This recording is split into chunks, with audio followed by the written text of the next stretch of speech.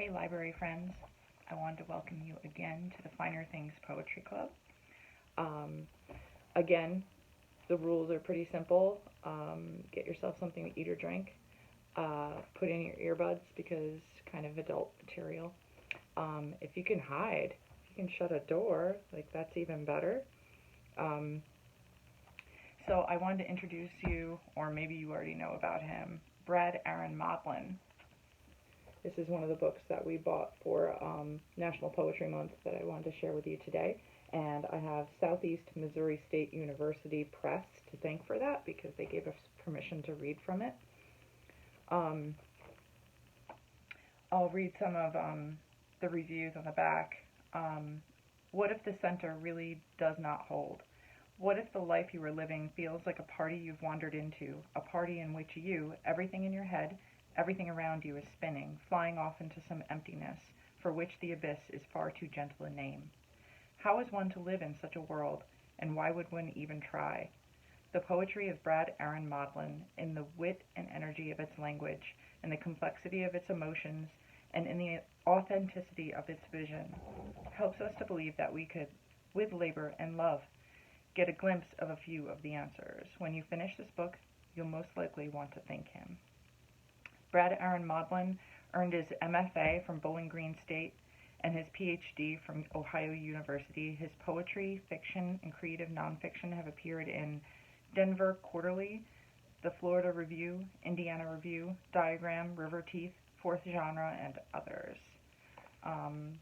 This volume is called Everyone at This Party Has Two Names, and it won the Cowles Poetry Book Prize. I've started calling Brad Aaron Modlin BAM because of his initials, which probably he would hate. But I've read through this book a few times and I really enjoy it. There's one particular section that I think you'll enjoy, and it's kind of like a long poem. So, buckle up. I'm just going to read this one thing. But I really enjoyed it, and I've read it a couple times now, and I always get something else out of it. And then after I'm done reading, I'm going to give you guys a few writing prompts in case you want to write some poetry yourself.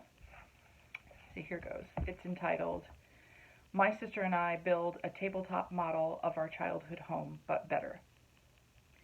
The first key to small-scale architecture is resourcefulness. Our first day, Lizzie fills a pie pan with blue food coloring and water. I always wished for a backyard pond, she says. I always wanted more windows, I say, and slice a plastic bag to make some. For the hardwood floors, she rips open old book covers from their pages, but they are warped and water damaged, and the wrong stories. They make the surface bad for walking, I complain. People will tip over. But Lizzie, who has a star-high IQ and leaves no brain teaser unturned, can't bear me. She's too busy creating a girl and a boy. She twists aluminum foil, gives the girl a smile from an orange rind. She makes the boy's body from 5 keys and some wire. The eyes are seed beads. When she holds them side by side, one key arm scratches a dent into the girl's foil body. And already I have hurt someone. But it's her fault. She lowers the aluminum foil that is her and the keys that are me into the kitchen of the unfinished house. There is no roof, so we can see inside like God. For the wooden walls, we break many rulers. With enough white paint, drill bits make a nice picket fence. The walls to this house stretch too high, and we have only one door, and the plywood scrap we used looks too heavy to push open. She made my body from 5 keys, but none fits the lock. This is supposed to be a better house, I reminded Lizzie. Can't we at least build a secret passage to an escape tunnel? Lizzie says nothing, moves the pink eraser turned gray that is her. She walks it from the living room to the bedroom and bolts the door. But how would we get out? I asked. Lizzie says nothing. The real king and queen of this castle.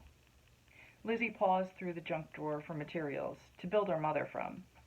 She finds a spent prescription bottle. Please don't make her out of an object that's empty, I whisper. Lizzie nods. I take a mostly used up notepad and on each remaining sheet write the word thought. We mash the papers into the bottle. We top it off with a balled up candy bar wrapper, and I stick straight pins into it for eyes and a sincere smile. Look how mentally sound she is, Lizzie says. I gesture to the pepper shaker, onto which I've drawn a nose. And with those paperclip eyeglasses, the father seems very attentive. And interested in his children's lives, I say. Lizzie places the shiny young penny that is her, beside the parents in the family room. Perhaps we will grow to know them well, so well that we'll call them by their first names, she says. I say, so well, that we even call them Mom and Dad. We smile down at the figures and wish their faces were large and detailed enough for us to recognize them, and for a second I think Lizzie and I will hug each other in the way that requires both arms. But then we put the parents in a cigar box, as if we will retrieve them later. We will not speak of them again. Clippings. I mold grass clippings into a tree, balance it in the carpet sample backyard. How could we make a tire swing? I ask Lizzie. Out of a roll of masking tape, a plastic cup? I smile and wait for her suggestion. I wonder if, even though Lizzie and I are in so many ways strangers, if maybe one day we will become friends. Maybe we will bake oat bread together. Lizzie prides herself on the practicality and probably takes aspirin at the first whisper of a headache. She speaks to me like I'm new to grown-up language. That grass is too weak to hold any swing. Why didn't you build the branches out of toothpicks, idiot? An old bracelet and a string? I ask, as if I haven't heard. I lean the blue pipe cleaner that is me against the tree. A cut-up tin can? What I'm really saying is, push me. Cigar box. Hand me the scissors, says Lizzie, who wants to remake herself once again. I say, hand me the pliers. We continue building, our backs to it. Revenge. Lizzie markers a frowny face and a letter D onto an egg and sets it on the styrofoam on the front porch. You can't invite someone to the house just to crack his jaw, I say. But Lizzie remembers. Davy. Stupid, muscle-faced, fat-fist Davy, sneaking into our garage and stealing Lizzie's shoebox of lollipops.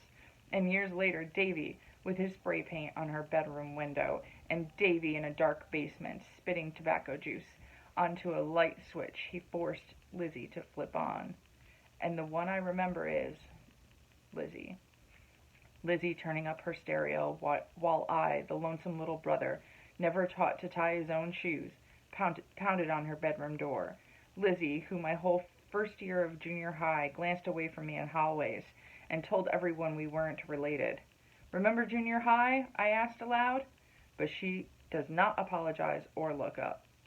And I grabbed an egg from the carton, and also the marker, and I tell her, hold still, so I can see her face.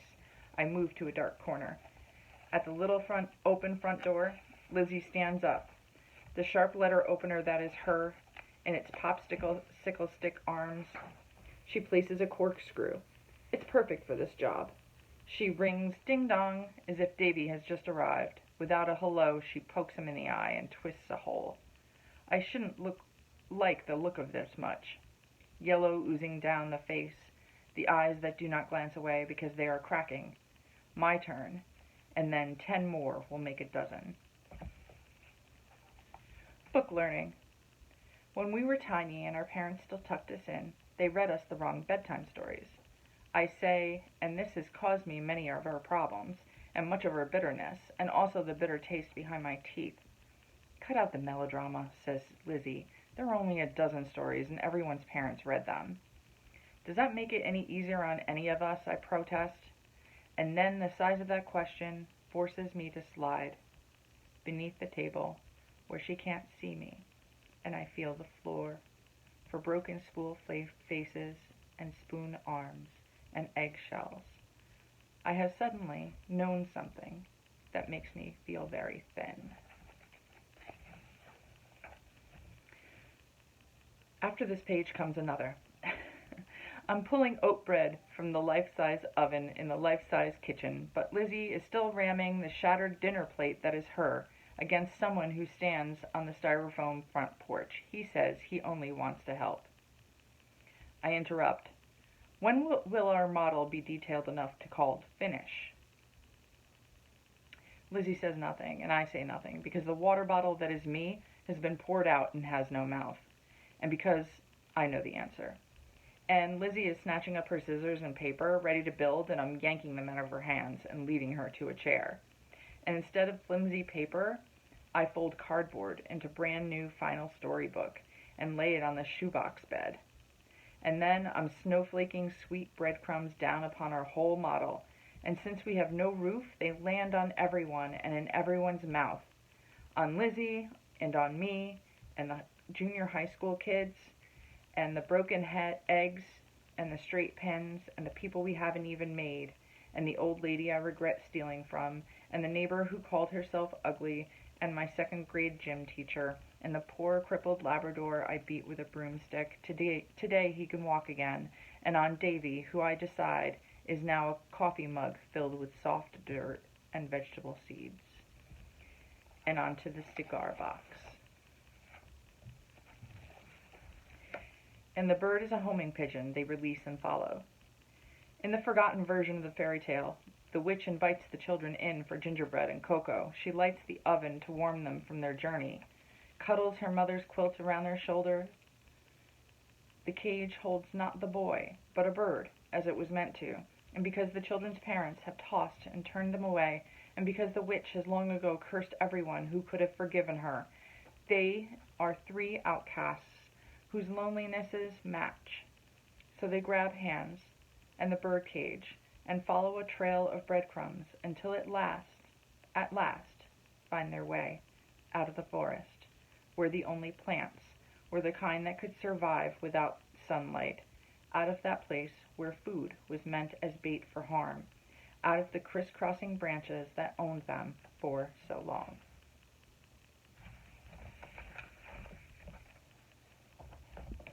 So here's a few of the writing prompts that I came up with.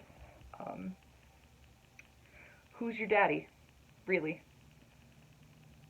What household objects make up your person? What other real or imagined language do you speak? I would love it if you shared some of your poetry with me. Of course, you don't have to. My email address is youth@lodilibrary.net, so feel free to reach out with me. And also, if you're just interested in being on our email list, we're sending out a newsletter about once a week to keep everybody informed. Send me an email and I'll add you. So have a good day. Hopefully we'll see you guys soon. Bye-bye.